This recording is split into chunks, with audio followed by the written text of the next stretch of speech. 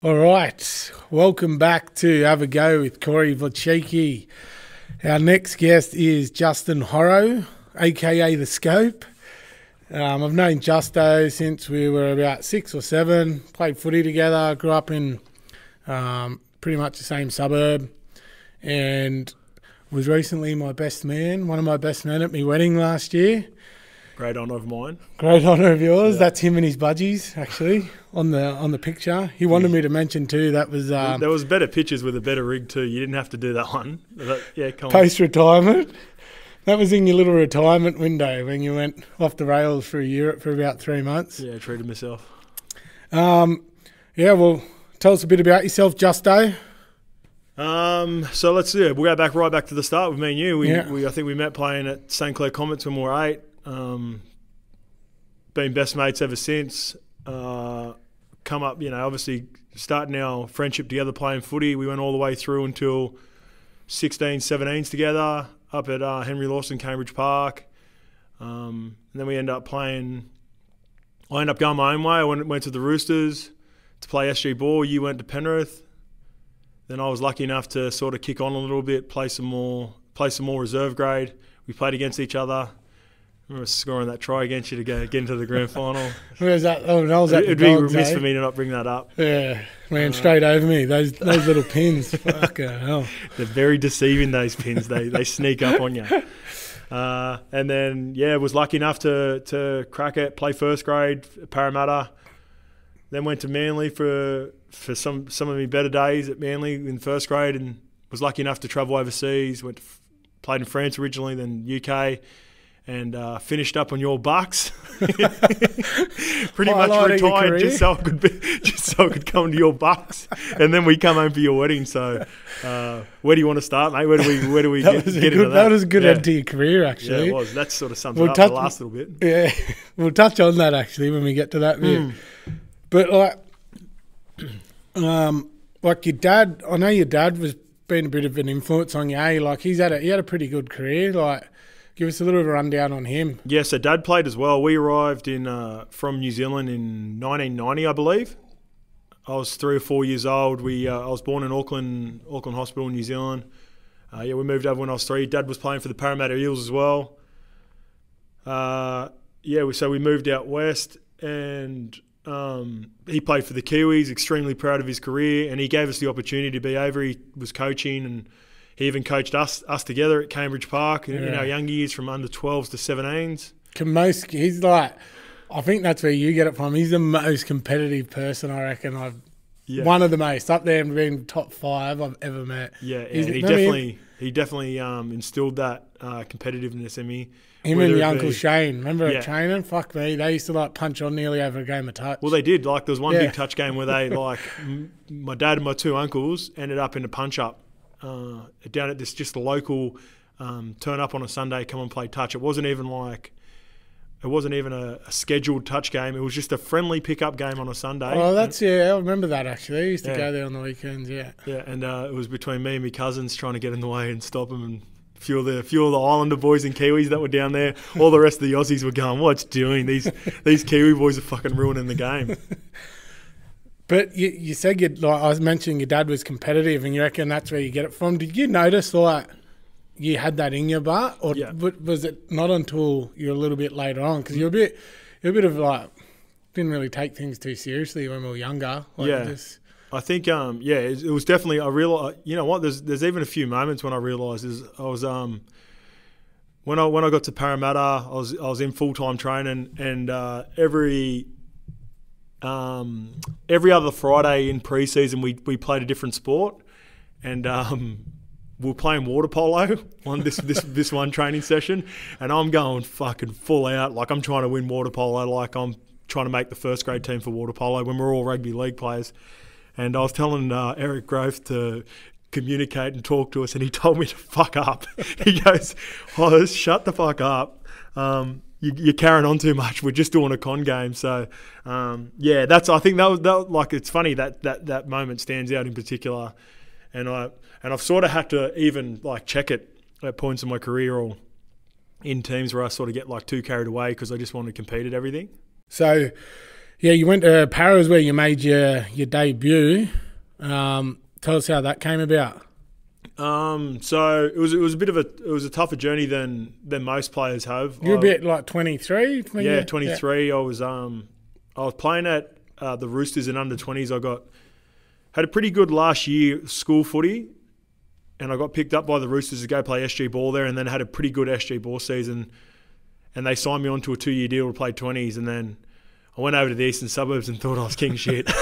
Like after one good season, got carried away.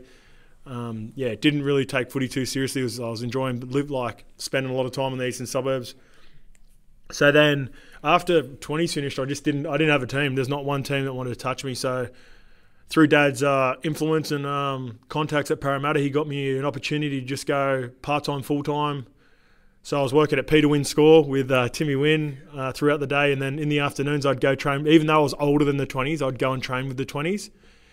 And so I did that for like 2 or 3 years, and cut my teeth in reserve grade, which ended up being a positive because I got sort of knew what it was like to work and knew that I wasn't enjoying it. And it sort of, by the time I got my opportunity, some kids sort of come in at 18, 19 and they're a big deal, and they sort of take it for granted, and I never did. So once I got to that point that I actually made it, played first grade, I understood that not everyone gets the opportunity. I've always said, you're one of my favourite players to play with over the years. You're one of my best mates. And through injury, you didn't get the opportunity to probably fulfil your potential as well. So I definitely appreciated the opportunity once I got to it, like I said, and then I just try to play as long as I could, really. So did you always know that you were going to be a footy player, or was it just not having that, I guess, when you were left 20s, not having that opportunity, like you said, made you realise what you got or what you had, and it might be taken away from you, so you went sort of straight into the deep end after that for fuck it. Like, that's a bit of an ego check for you to not be 20 and training with the 20s. Yeah. Like I said, I thought I was killing it until like obviously I got a reality check when I went back, and it's for people that don't know, it's so when there's like 3 or 4 guys that are just like, you don't get paid, you rock up and you train with a team that's younger than you. It's a bit demoralising, and then you wait until at the end of the week, then you train for a captain's run, which is the last training session of the week with the players that have been dropped back down from first grade. So I always felt like a loser that entire year, even though I was playing every game. That was the year that we played against each other and we went into the grand final. I always felt like it was like something was just like it was going to go away soon from that point on. And then I was lucky enough to get signed that year after having a pretty good year, and then the coach that signed me, Michael Hagan, he left, and then Daniel Anderson come in, and then I had to start again, which is hard for a guy that's sort of had to dig his way back into being relative in a team. But yeah, like all those things were all just like different challenges, and it ended up working out way better in the long run. Who knows? Like if I cracked it, if I was 20 or 21, would I have had? I ended up playing 10 years. Would I have had a 10-year 204 career? Games. All yeah, up. so like would I have or might have flaked out after 2 or 3, and then like at one point I was going to go over and play in France and just play local division and get on the piss and drink red wine like this. But that would have been grouse as well. Yeah, because you had that year. I still remember you made like a couple of like rep sides, the Veggies rep sides and that. You had a crack a year and you ended up debuting. And then that's a bit of a funny thing. Like you and your dad, like I'll let you tell the story about that with your debut and how many games you've played and that. Yeah, it's pretty eerie. Coincidence or what? Is there something bigger power at play there? Or what? There's something at play. I'm not religious, but I'm very spiritual. There's something in there. Basically, yeah, me. So my dad, I debuted exactly 20 years after my dad debuted. So he debuted at Parramatta in 1990 against Balmain Tigers, round 3 of the competition. I debuted 2010 against West Tigers in round 3 of the competition. So the starting point, and then for whatever reason, the ending point is exactly the same as well. We both played exactly 120 first grade games. So it's pretty eerie when you think about it, because so many things come into that, whether it be injuries or getting dropped at points. Like I remember I started noticing it because I knew I was going to head over to France at the back end of my Manly career, and I got dropped at Manly in 2015. And then I remember like adding the games up with about 7 to go, 6 or 7 to go, and I went, fuck, like me and Dad could end up on the same amount of games here. So it's by the end I was sort of aware of it, but it's still weird. Like, fuck, so many things that. Like, it's a massive coincidence. Like, massive, like unbelievable. With like you obviously left Para, new coach came in again. What did you see eye to eye, or he just wasn't a fan, or gave you the pump? No, there was a a few things. He came in from Melbourne in 2011, and I was all right, like, up and down that season, but I'd just been signed by Ando the year before on a 3-year deal. So Steve Kearney was the coach that come in, and he hadn't signed me. So that's sort of, it's one of those things that happens when a new coach comes in. It's not necessarily the roster that he envisioned. But also that was the year Quacks died as well. Like I went into that season, I was having a really good preseason. So for people listening, Quacks is Justin's cousin, pretty much like an older brother to you, and like pretty close with him. Like I was close with him as well, but like a lot of our mates were, like he was just a good, genuine bloke. Always used to look after the younger fellas, and he passed away in, it was Thailand, wasn't it? Yeah, Thailand. And he was only like 28, 29 or whatever. Quacks. He was actually with my business partner, Luke. Yeah, that's right. Yeah, Sleeves was over there as well. And so I had a really good preseason, and then that happened to me on the 8th of January 2012, and it fucking like proper rattled me. And I just don't think, like, footy was secondary for me that whole preseason after. We did trials, and it was pretty rough, like on your family. And I remember like we took it pretty hard. Like loss. I said, he was like a big brother, and like I was regularly turning up to Mondays like hungover, pretty much going on 3-day benders, Friday, Saturday, Sunday, turning up and just trying to train Monday, which didn't put me in good stead considering, like I said, up until that point I was killing it. Me and Mitchie Allgood were training, running around Para Park all the time during that Christmas break. Like by the time we come back after the break, we have 2 weeks off from between Christmas and New Year's, I was in good shape. So that was obviously a big thing, and so I'm sort of like we're part to blame to that. Like at the end of the day, I had to eventually get over it and not get over it, but get on with it. Deal with that at home, and then sort of try to get up and play footy, but. It was a tough year, and then I found myself getting dropped after round 1. We played one game against the Broncos, and I didn't even think I played that bad, but I got dropped, and then it was a tough year from that point on. Yeah, it's like you said there, is you got to take the blame for it as well. Like that's a good way of looking at things. Like hold yourself accountable, a bit of ownership, no matter what happens. Like even if it's the other person's fault or like there's other things at play or whatever, if you can look at it and say, all right, well, where can I be better, or what could have I done better? Like you said, you could have just got on with it, not get over it, but got on with it at home. Like within the family. And I wasn't dealing with it the right way. I was just getting pissed and blind all the time, and that was not dealing with it like that. It's always easy to hit the far away. Yeah, 100%. Like at that time, it just felt mad being around the boys and getting blind. Yeah, and like everyone just wanted to get together and get on the piss together. So. That wasn't the right way to go about it, especially because I was essentially I'm an athlete, like I'm a rugby league player.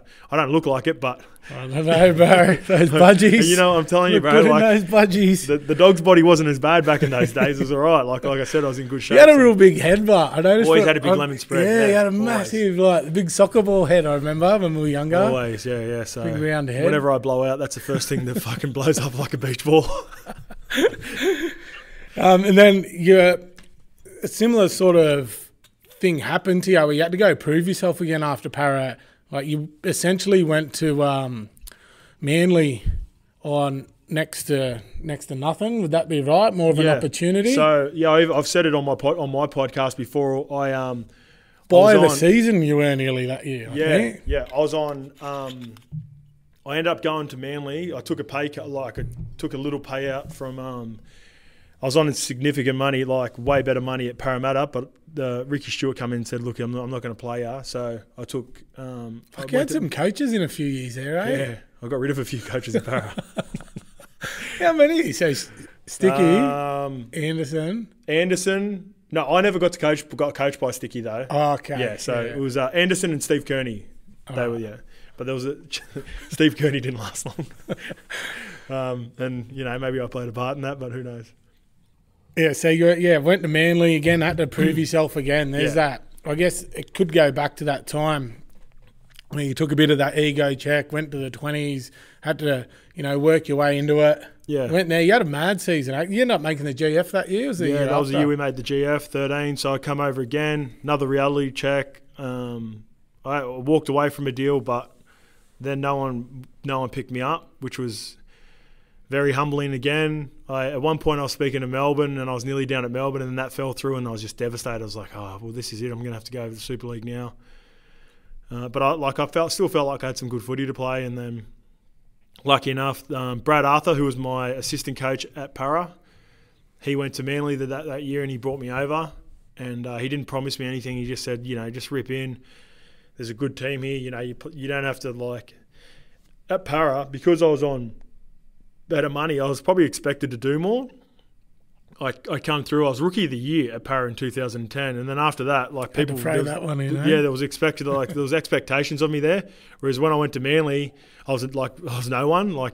Their team was a gun, so I didn't have to do anything over there. I just had to go play my job, and it suited me to a T. I was able to just run holes. All I did was just run holes, run lines, run into holes, and be a decoy, so he could pass it out the back to Brett Stewart, and Brett Stewart would score all the tries for us on the left edge, and Stevie Maddai and George Jaffour and that. So we got they're known for having a bit of a leadership group, Manly, an old boys group that will, set a bit of any standard for people coming up. Is that how Manly? That's what it looks like from someone on the outside. Yeah, I got no idea, but it looks like that they had sort of an old crew that basically ran or showed the young guys to the way to go, I guess. Yeah, our coach was Jeff Tuvey at the time, and he was just basically come up with a few.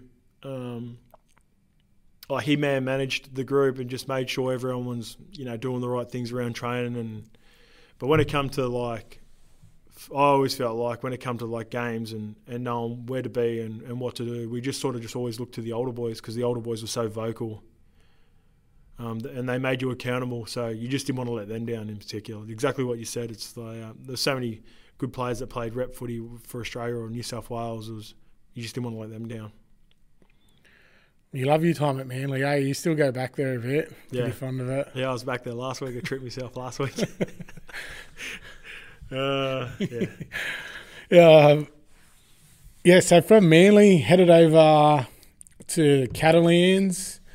That's when the Euro trip started for, 3.5 years? Yeah, Euro trip went on for a while. That year, first year in particular, that was pretty crazy. What's it like living in south of France? Yeah, it was so cool. The biggest thing was I felt like it's like you're saying your things have a go. I just went over and I had a crack, and then you learn on the run. At first I was like, fuck, this sucks. I miss family. I miss being away. I can't speak French. I don't really know the boys that well. And then after a couple of months, you start to get used to knowing you can speak a little bit of French enough to get by. You start meeting people, and then you're just like, this is a pretty cool experience. Not many people get to do this. I'm over here I've got a 2-year visa. I'm in the south of France. I skip over the border and go down to Barcelona for a drive, an hour and a half. Some of your favourite spots in Barca. Maybe stop just before the border as well. So, there's some good times over there, especially that first year. And who was your crew over there? Reckless crew. Yeah, it was, some big names. Toddy Carney, Willie Mason, Dave Taylor, Glenn Stewart. Paulie Ayton, he was the loosest out of all of them. Paulie was the best. He nearly fought me 2 or 3 times. Mate, he's got that. He's got that little switch when he has a couple of drinks. Old Paulie. Oh yeah, he snapped on me because actually I won't get into the story, but yeah, he lost it at me.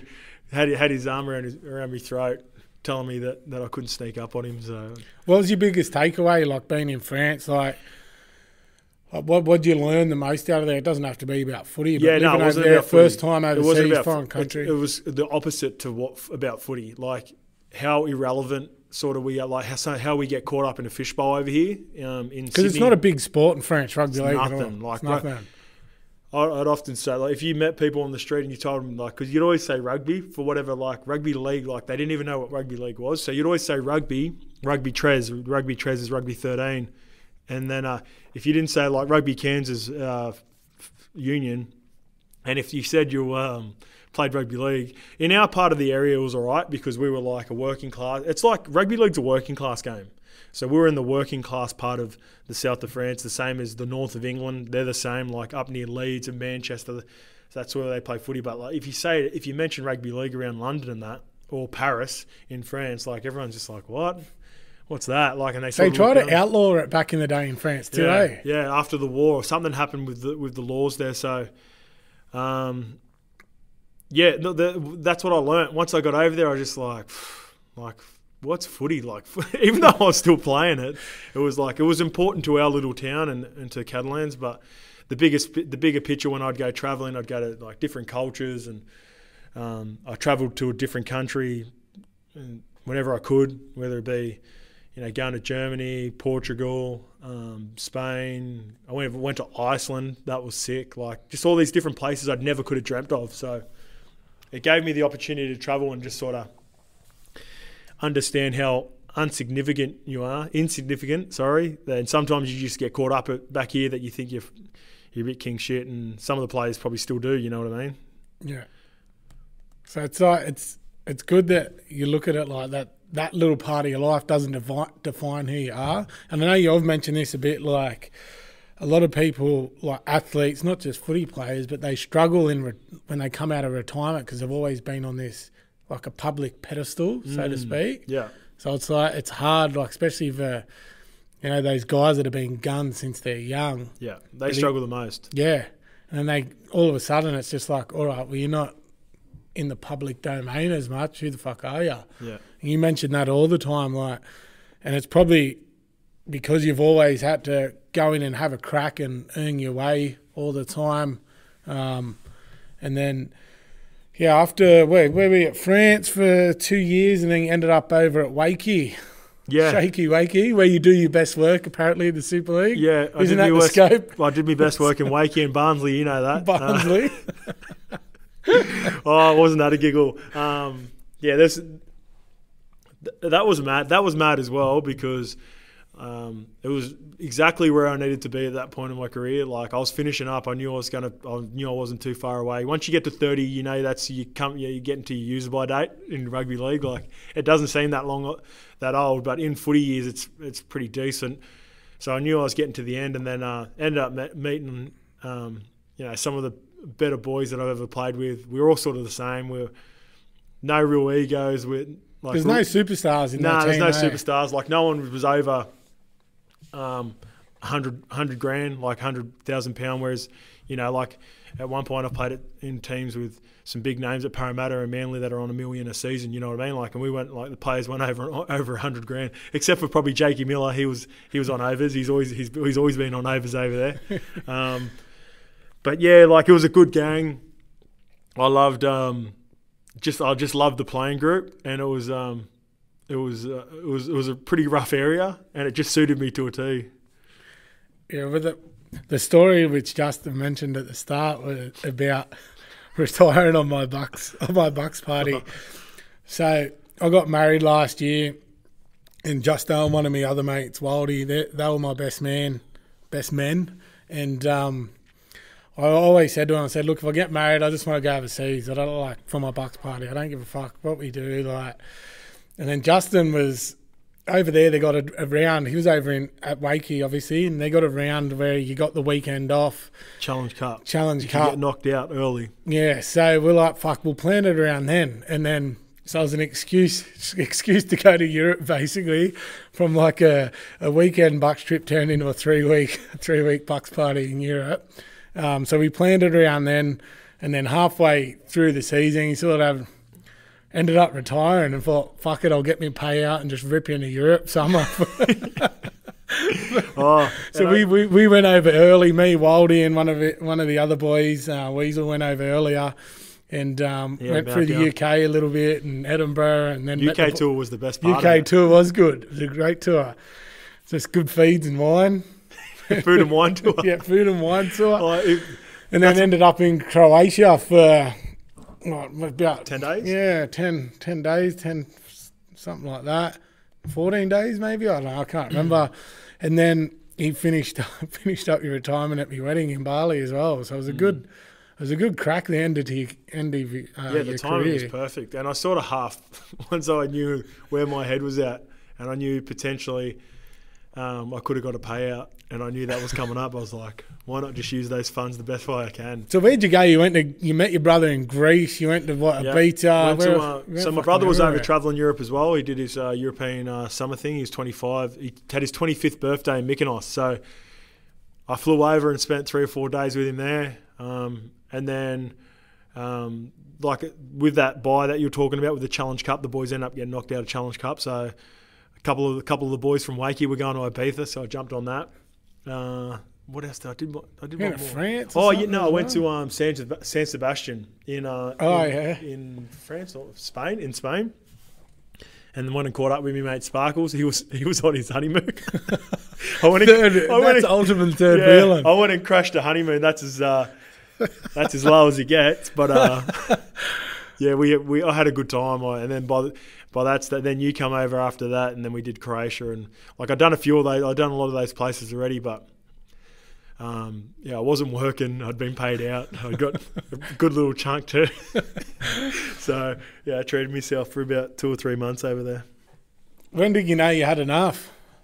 When I come home and spent New Year's with you guys, Christmas, right. New Year's, yeah. While I was overseas for 3 years, for the first 3 years, I never got the chance to come home for Christmas, and I'd come home for a period from October to November, and I missed out on the opportunity for Christmas every year. So I said, look, instead of having 6 weeks during that time, I just want to come home for 2 weeks and have a good red hot crack, but also be home for Christmas and catch up with everyone when they're on holidays. And then it sunk in when we went away and we bought that place. We hired that Airbnb. We went away for a trip, and I was like, I don't want to leave here. Like, I'm enjoying it. It's only 2 weeks. I've been home with friends and family. I'm with my best mates now. I just don't want to go back. But I thought, fuck, you know what? If I don't go back and like 2 or 3 years down the track, I regret it. I'll be filthy on myself. So I went back and then was there for about fucking 2 weeks and realised, nah, I was right. I should have stayed. It's like you train over there and it's fucking minus and it's cold and it's wet all the time.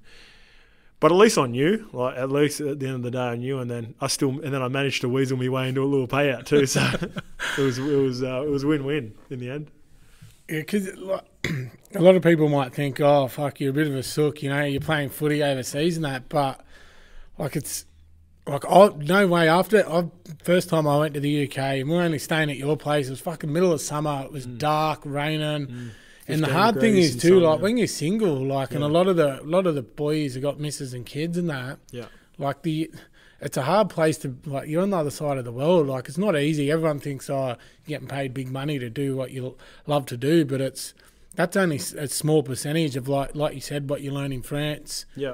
Like it's a small percentage of who you are and what you do. Yeah. Like it would be hard. Like I don't reckon I could live in the UK. I'm not knocking the UK, but I think just because you're used to, like growing up in Australia, it's like a massive change. Just like in terms of weather. The biggest thing was in particular was being single, like you said. Like being single was tough. Like I was hanging out with two of my mates, like Jakey Miller in particular. I was going around his and just like I'd pretty much invite myself over. I'll just rock up there, spend some time with his family and his kids because it gave me a sense of back home. Like it was an Australian family and even another English family. Sorry, pardon me. One of your mates, Bishop. Yeah, Ben Jones Bishop. He was an English dude that I really got along with, and we had a mutual friend that I played with at Catalans, Jody Broughton. Like, I was inviting myself around to families' houses, and like you would think, being overseas, you're in the UK and you're single and you're playing footy, and it'd be like, you know, there was some fun times. Don't get me wrong, I had a little single crew too, but.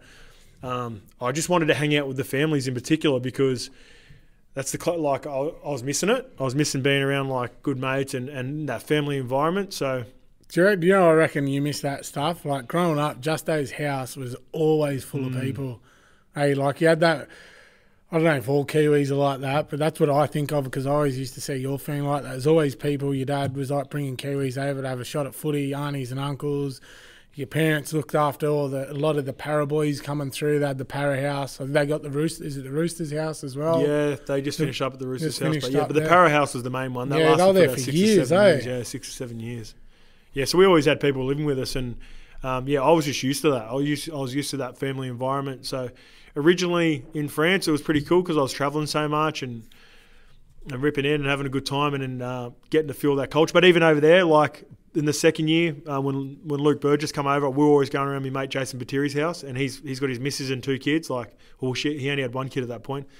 But I was inviting myself around to his all the time. Like, there's a common theme. You trying to be a homewrecker or what? No, I was always searching for that. Like, I was always looking for that family feel, even though I'm quite happily single. I enjoy being single, but I enjoy being single here because then all my mates are here, my family's here. Over there, it just got a bit tough, and I always just wanted to go and hang out with the families, which is seems like when I'm speaking about it, like when I can hear it coming out of my mouth, it sounds pretty weird.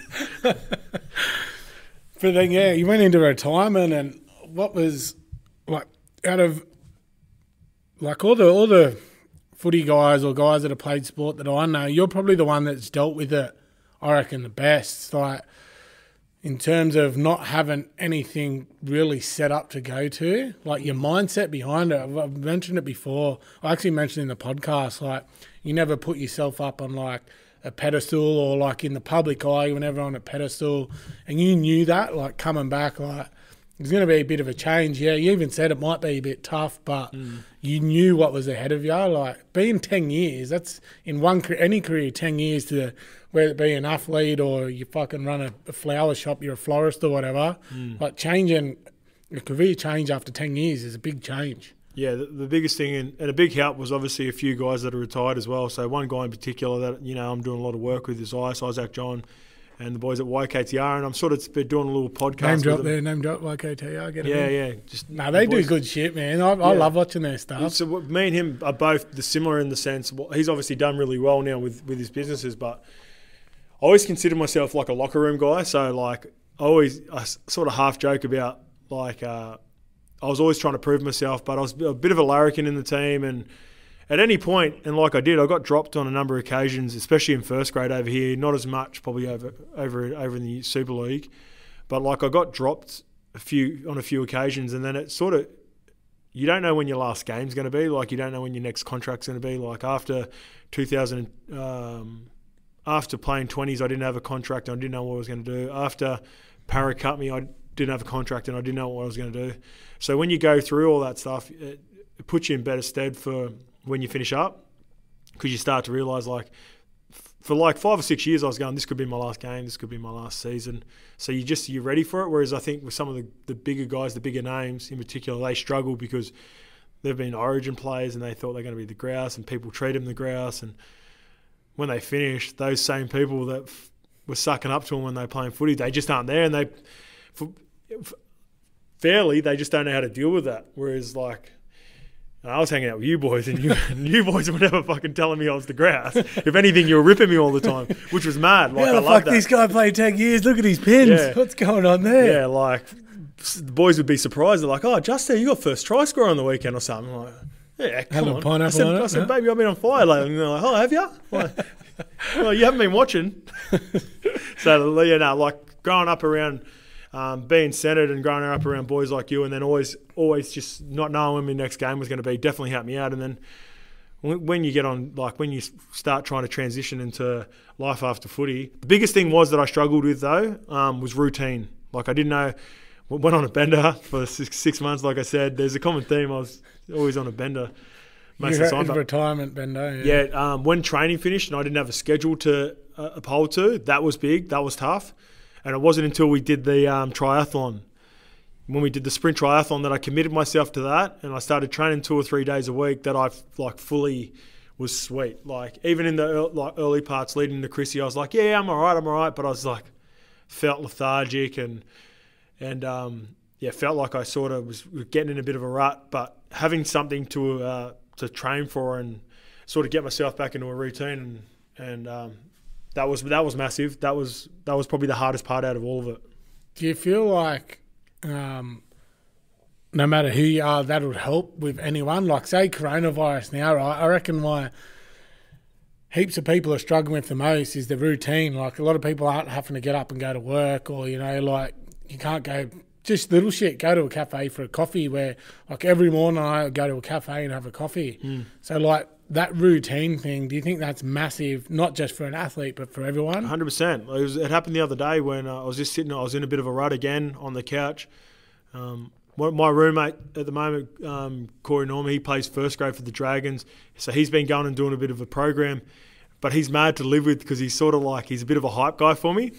He walks out, I swear, this is not even exaggerated. He walk out and he goes, he knows I'd been on the couch all day and I like to train and I've been trying to keep to a routine. And he walks out of the door and he goes, shit, baby, I'm about to go to training. You going to get after it today or what? And I'm like, yeah. And then he'll be like, come on, baby, you'll feel better after it. And I'm like, all right. So I get up and I do a bit of weights because we got some kit at our place as well. Like, we've got no excuses. We got a couple of plates, some dumbbells. We even got a watt bike that's sitting on our balcony. So I went and did a little session. And fuck, there's nothing better than once you like.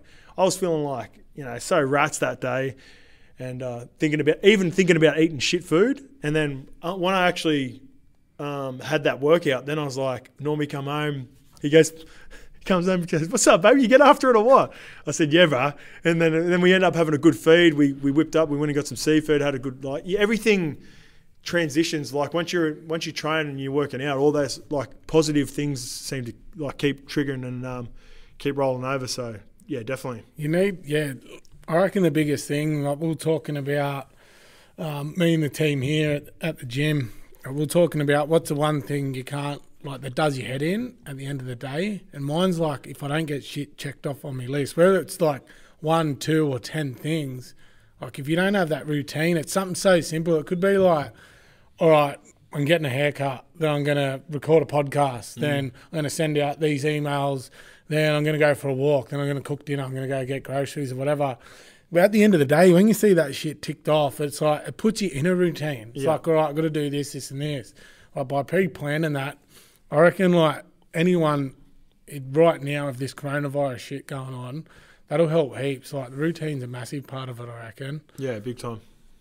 So now, like you said, YKTR, you're doing the Scope, baby. Scope specials. Fucking copping the hemorrhage for them. Oh, no. Under their banner. But YKTR, if anyone doesn't know who they are, check them out, man. It's Isaac John, Corey Norman, and James Seguiaro. So they set up the company. It's a clothing brand. I sort of basically runs all the day-to-day, would you say that? He's the day-to-day. He gets paid a salary to look after it. The boys all invested together.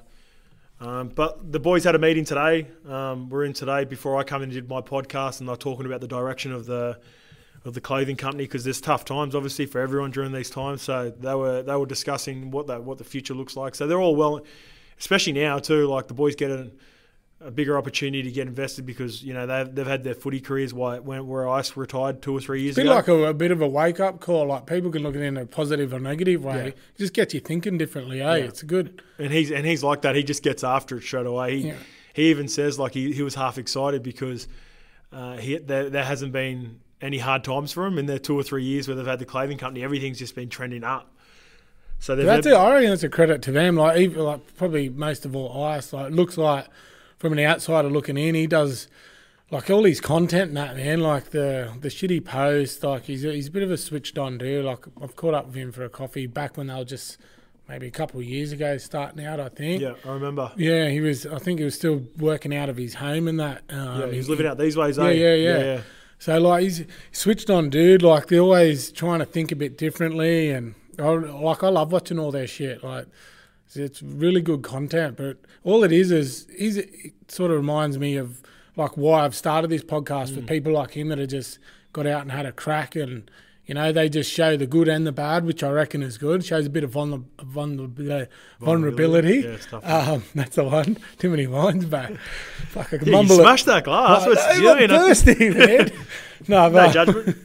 yeah, but yeah, they're doing great shit, man. Like even now, YKTR Sports, which the scope is under, which we'll touch on in a sec, but they're doing really good stuff. Like I reckon they're gonna in the NRL space, Denton Kemp, the bloke, like there's a couple others, NRL, is it Roast or Clarkies or something like that? Roast, NRL Roast. And they're all the ones that I reckon, if sport, like NRL, let's just talk about the NRL in general, in terms of media, they should get people like that on board to fucking look after it. They're like... Yeah, they've got the whole new audience coming through, all the young players, like Denton Kemp does mad shit on like the young gun coming through, sit down and that's a really good part who of do you it. think that player's going to go to when they're like wants to do an interview or Yep. you know, like no one trusts these fucking people. Yeah. And the thing is, So probably I should like, say without that trust these people in the media right now. Like no, there's not. Yeah. Like, and that's why it's so appealing. Like I've been lucky enough. So we'll get right back to where you started with Isaac. I come in and seen Isaac when I got back, and it's exactly what this is about. Have a go. He after I did the podcast with him, talking about my story and my journey because we were mates. He's like, you know what, you know your NFL, you know your NBA.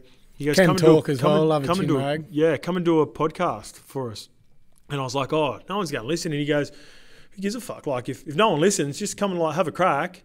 And then if it goes awful, then like what do you got to lose? Like you're not putting any money into it. I've got all the equipment. Like it's sort of that thing. So he goes, just have a go. And then I've been lucky enough where I've created a bit of an audience. I sort of half take the piss out of myself, which is a laugh. And then even you boys call me the Skate, which is weird because that like I never had that nickname when I was growing up. I love it. I reckon it's unreal. So it's pretty funny. And then with regards to the boys, like I'm starting to now I'm getting into that side of it, and I'm doing podcasts and I'm linking up with Kempy's unreal because he's a bit of like he's like the Joe Rogan of NRL podcast. Like he's hilarious. He's been doing it for 5 or 6 years now. He's fucking funny as he's built a good relationship with the boys, like you said, from starting off when they're young. And it's a bit of fun, and I think the reason I've been able to have some guys that you probably don't hear of in particular, like last week I had a couple of my mates, Kieran Foran and Mitchy Pearce, who that those guys have been through some rough times in the last couple of years, and we sort of give them a different platform to. It feels like from. Say I'm listening to your podcast with them two boys, it feels real what they're talking about. Like if you see them on, say, Channel 9 or, Fox Sports or whatever, like it just seems scripted. Yeah. Like I reckon that's why it's such good content because it's like just two blokes like us having a convo. Yeah. And they're not trying to, be what they're supposed to be like in the public eye, like sort of that PC when someone looks at them, I've got to say this, I've got to like the old cliche sayings and everything. They've got to abide to the big wigs at the Channel 9 and Fox Sports. It's so much better So to when watch. they come on, I always say this to the boys, this is why everyone feels sort of comfortable coming on and chatting to us. And I go, boys, look, we'll do this podcast. I'm going to ask you, some questions I think people want to know, but I think people respect it when you open up about things. I said, if there's anything you don't like, then we'll just take it out. And then once you get through it, like we don't drop it straight away. We don't go like, I'll send it to the boys, and then the boys listen back to it, and they go, you know what, like, yeah, sweet, let's chuck it out, and we give them the opportunity. Whereas I can't imagine Channel 9 and Fox Sports and that going to the boys. Oh fuck! They might have said something that was we weren't like Trent Hodkinson come on and he was talking about his old coach Nathan Brown, and that came out of nowhere. That came out of nowhere. Like I didn't even know. I was just talking about his I think that's that level of trust. You know what I mean? So Hocko just wanted to fucking get something off his chest, and he felt comfortable saying it with me. And it's not like you're going to get it and twist the words or look for a clickbait. And we headline. didn't put anything up. So all we did was put the podcast up. And then people clickbaited some of the stuff that he said out of that, which is disappointing because, like, we don't want that to be what it's about. It was good for my podcast because then obviously I got people listen to it. But but see, the thing is, he'd still trust you with that because it wasn't you doing that. Yeah. And that's the shit thing about it. It's like, how can we dramatise this? Or how can we... We got off that podcast in particular. I remember I go to Hocko and I went, oh, I said, shit, you got after Brownie a bit there, bro. And he goes, you reckon? I said, that's just being honest, man. I love that. I said, yeah. I said, do you want to have a listen back? And he goes, yeah, send it to me. So he listened back and he goes, you know what? No, like, yeah, probably felt good for him to get to say it. Like he you know just what needed I mean? to say. He needed to get something off his chest. So yeah, it's been fun. The scope's it's been a good laugh. Like fuck, like again, like YKTR, like the content they put out of it. Yeah. I didn't end up on Sportsbet, but Sportsbet we're going to link up with me. That's good. They put out funny shit too. Yeah, man. they're funny. They got the best ads. Yeah, that'd be sick to do something with them. They were even taking the piss out of me the other day for a Scope special. So. Yeah. See, that's like you weren't. I'm not sure if you're getting paid now, but no, you're not. No. Yeah, well, you know what? There's a part of me that never wants to, like, to keep it as authentic as possible. We've talked about this as well, where there's like potential sponsors coming on, and I'm like, fuck. Then I'll be getting the boys on, and there'll be something in it for me. Where it'd be nice to make some money off it, but at the end of the day, like I said, I don't want to lose that authenticity, and I don't want to lose the trust of the boys. So I'm thinking about just keep doing it because I enjoy doing it. If the boys can make some money off it at YKTR Sports by potentially, getting T-shirt sales and people, looking at YKTR. Sign me up for a Scope T-shirt. You know what? There's been, I call it, there's a bit of a following for me, and I've got like 25 to 30 diehard Scope fans, and I call them the punters, Scope's punters, Scope's degenerates, and they're itching for a shirt, so I might have to get involved in the next meeting. Like, surely you got to shout them the amount of money they've lost on your punt fucking tips, mate. And they stick by me. That's why, because they're degenerates. It's a good laugh. Yeah, but like that's all come about. Like you said, you mentioned just getting out of your comfort zone and doing something that when I started this, like you mentioned, you would have felt the same. I could feel like a fucking idiot. I still do. But it's like, who gives a fuck? Like, some people listen, some won't. Some think it's shit, some think it's good. But as long as you get out and have a crack of it, and you've, like the Scope, we've been out, like having a beer and stuff, and they're like, oh, that's Justin Horo. When we did the triathlon, actually. Yeah, that's it. The Scope. But the thing is, I get the Scope now, actually. Yeah, no one even calls me, like, people don't realise that I probably played footy. Like, they only recognise me from they the just Scope. know you're a shit tipper. Yeah, and they just know I'm awful. Like, I was walking through Crellin the other day, and someone just goes, "Yeah, the Scope." Like, I get more of that than I ever did playing footy, so it's quite weird. And like I said, I sort of don't want to lose that side of it as well. So I think I'll try to, I'm not really looking to make money off it, and just try to put out good content and have a bit of fun with it. What's the future hold for the Scope or Justin Horo? So ideally I'll just see how this plays out. Like I said, with the podcast, I'm unsure, like, financially if it's going to be anything, but I've always been interested in becoming a player manager, and I want to do that at some point. I should probably stop telling less stories about me ripping in, because it sort of paints a different picture. But it's I think it's more realistic. Like, you know what I mean? Like, people know that we go out and have a good time. But the thing was, like, fuck, I did play 10 years professionally, so. And overseas, different clubs. There's the old saying. I learned this pretty early from Jim Dimmick, my under-20s coach. He's like, work hard, play hard, and I sort of just stuck to that mentality. Yeah, had a good time, and whether I get into player management, that's something that I'd like to do. I'd less like to be involved with the numbers. I've never been like a money guy, like the numbers guy. I just want to be people do today, like socialising, that type of thing. Like, you're really good, like, always speaking to people, going in, like, not like people used to come up to you all the time, the Scope. I've probably seen more people come up to the Scope than Justin Horo. Yeah, so I'm learning how to deal with that new celebrity. Yeah, you always handle it pretty good, like, you know what I mean? Like, you'll go talk to someone, to Joe Blow, like, anyone. I reckon that'll be your, like, strong point. I want to sort of, like, pretty much, like, in a one-on-one, like, try to mentor younger players and bring them through. There's some benefits, like, if I crack a few good, younger kids and they become good players, that's a bonus. But if I can help out a few younger players and one, sort of learn from some of the things that, like, I talk about those, I'll even speak honestly. That's why I say it in the podcast, because, if I meet a kid, I'll say, like, yeah, we have a bit of a laugh about this, but fuck, I could have gone about this a better way, definitely.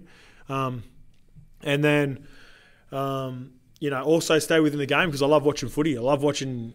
Even the older I got, the more I loved watching younger kids come through and make their debut and stuff like that. That was like, you see a kid sitting there and he's been like 20 years 15 years playing footy and he finally gets a chance to play Super League or NRL and he gets the opportunity. There's nothing better than that for me. So if I can do something like that, that'd be the ideal. We're talking about. I remember when you first got back to Australia last year, and you were saying, "Oh, I'm getting the management." I was like, and I heard Braithen Astor mention this the other day. Like, he's a player manager. Him and Sam Burgess were talking about it, and it's probably the first manager that I'm not sure if they do this, but like before when I was playing, like obviously never played first grade or anything, but it was just like the manager was like there when you were going good and not there when you weren't going good. Yeah. So like my idea behind it was invest in the person and you have a criteria to who you take on. Like it's a bit hard with younger kids coming through, but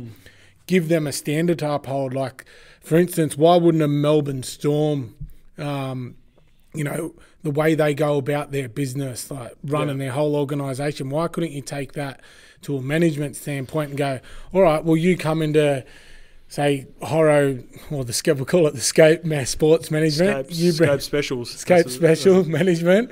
You come in, this is what you're going to adhere to. And then from that, and be like, all right, well, once a quarter we're going to meet up and see where your education's going. Yep. All right, say someone wants to get into real estate, then there's a chance for the Scope Special Sports Management to have a real estate, like a sub company under that umbrella, and then they go, all right, well, when you venture out of say you play 2 years, 5 or 10 years, it doesn't matter because we're going to develop you to be a better person. Yep. So you want to be in a property portfolio or whatever, we're going to push you down there and then get people. I remember you always talk about Tommy Simons, who's pretty switched on with his real estate. Yep. Get people in there to, help set that, part of that company up. It could be things like an accountability retreat, like a retreat at the end of the year where you get everyone under who you're managing to take them out to, say you go to Hawaii for fucking 5 days, you sit there, like you get on the piss and they have a good time, but you're all talking about, all right, well, I've learnt this, how can we help each other out? Yeah.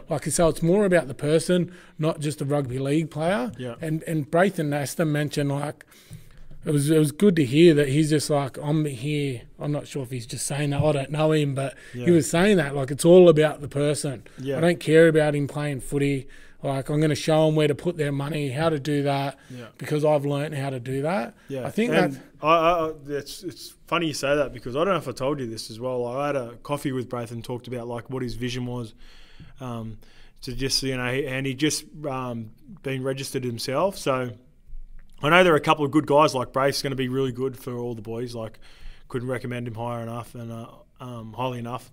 Tyron Smith's pretty much does exactly what you explained, where he's got a lot of the Kiwi boys, and he's got, like, you talked about the Storm. I had the Melbourne Storm boys in today on my pod, and they've got like a no dickhead policy, and Tyron Smith's got the same thing. So he vets them, like they don't, where all the, some of the other guys they're trying to go out and get the best young kids. And they'll get 100 and hopefully 5. They promise them a Nike deal when the Nike deal is just not possible. So. He more does it the other way. Like, you've got to prove yourself. He's had a couple of players that have burned him, I've been told, and then he just moves on and says, look, like, if you're going to make it, you're going to make it, but it's not going to be with me because you didn't adhere to my. That holds like that credibility. That, like, the players that with him really appreciate it too, because then they know they're doing the right things. Because a couple of boys that are with him are my younger cousins, Dylan and Malachi Watanez-Lesniak, and they were on my podcast, and they couldn't speak highly enough of him. So, I'd love to do something like that where. And you got the temperament, personality, like that's what you're about. Like, you already touched on like your family and all that. That's what you miss. Like, that's basically how I reckon if you started it would be. Like you even look at Melbourne Storm. How many people want to go there to get better, to get a better contract because they know the standard they uphold. Like, and like we've tried. I hope you do it. I reckon it eventually, like, obviously with what's going on, it's sort of put it on the back burner a little bit. Plus, you know what? It could be a blessing in disguise because obviously the scope is massive. Well, that's what I mean. Like the connections and like getting my name out there, even though, like I said, sometimes I've got to pull up and, some of the Yeah, but stories it's honest. People are real. It's honest, yeah. But, I'm sort of like, if I don't make any money out of the Scope podcast and I keep doing what I'm doing, but I've got like a reach, you know what I mean? Like I'm able to get out there. A lot of young kids love the boys at YKTR and they're listening in. So, yeah, I've been aware of. I reckon it's going to help that part I think of it will when you too. transition into that 100%. Yeah, so I'm hoping, that's ideally where I'd like to finish up. So, all right, a couple of questions for the Scope special for the NFL Super Bowl champ. Oh, Don't bet on this. Don't bet on this. No, bet on this because this is where I do my best work. That's if they start playing. NFL or NRL? We'll go NFL. And NFL. NRL. After the draft and free agency period. Sorry about tapping. It's you know what? The Chiefs are going to win it again. And I know that's boring because it's like they're the favourites, but they're still $7. It's still good value. Unless their quarterback gets injured, Patty Mahomes, anyone else can get injured in that team. He's a gun. He's a gun, bro. Like he looks like the guy like when I haven't played fucking PlayStation that long, but he looks like that guy that's like fucking running around people fucking that are like it's not normal the shit he does. It's crazy. Yeah. And he's a bit of a geek too. Like he speaks like Kermit the Frog. It's weird. He's like the weirdest superstar ever. But NRL Scope special. NRL Scope special. No bias and Manly. I really like Manly. I think obviously the Roosters are going to be thereabouts, but they started the year pretty slow. This could be a silver lining for the Roosters that they get the opportunity to get their shit together and get a few boys back. Like, Boydie Cordner, their captain, didn't start the season for them.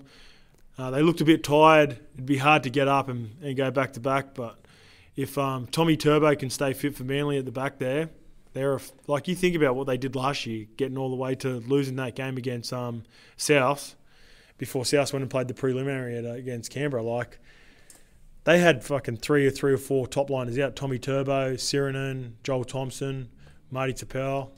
I like their chances. All right.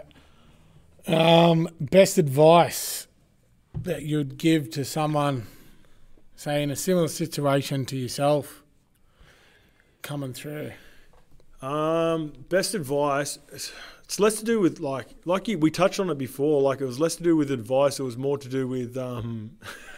it was less to do... I'll quicken this up. It's just basically about being competitive about like what my dad taught me.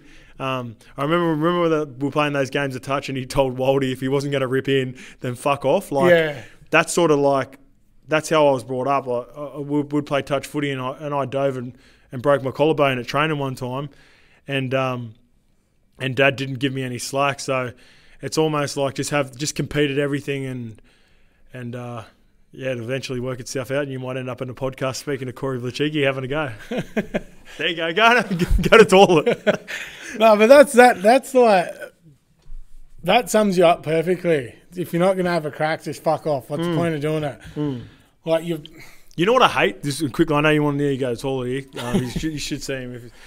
The biggest thing, I hate it when people pretend like they don't care when they're doing something. That always bugged me. You know when sometimes players, I remember, would not try that hard just in case they failed. I fucking hated that. That always ate away at me. I played with some players, and I won't name any names, some really good players too, that never wanted to exert themselves just in case they failed, and I hated that. Whereas I was like, I knew what my limitations were, and I knew I was not the best player out there, but I'd give my all, and a lot of the time I failed, but fuck. It's like an ego. It's an ego having a crack. thing. Yeah, it's an ego thing. Like, and every now and again you tasted success. It felt all that much better. So that's why I reckon you're going to do good, man. If you get into management, I hope you do. Like, especially for the young kids coming through, I reckon you really help them out. So, good little takeaway from Justo, mate, is the scope. Is just get out and have a crack. Like, that's all he's done, and that's why I wanted to get him on here. He's always got a really good perspective. Like I said in the post I put out, we always have good convos every time we sit down and chat about life or what we want to do in the future. So hit him up. The Scope. He's on the podcast, Spotify, under the YKTR banner. He's always on there. If you like this, give it a share. If you don't, give us a shit review, like I said last time. But, subscribe to it. Hope you all enjoyed it. And, Justo, thanks for coming on, brother. Thanks for having me, brother. All right, take it easy. Peace.